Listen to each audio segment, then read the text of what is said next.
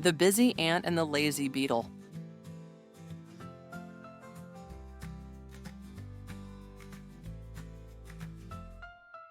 In a big garden, there lived a busy ant named Annie. Annie worked hard every day, carrying food to her anthill. She was always on the move. In the same garden, there was a beetle named Benny. Benny was lazy.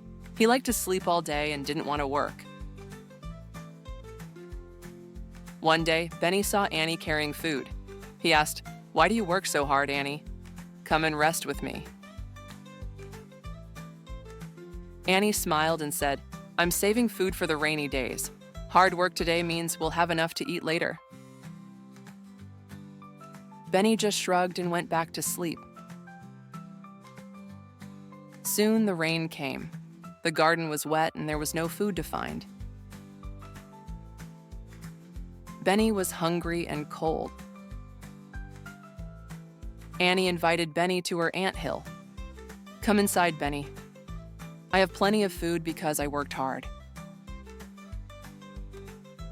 Benny was thankful. He realized that Annie's hard work had paid off.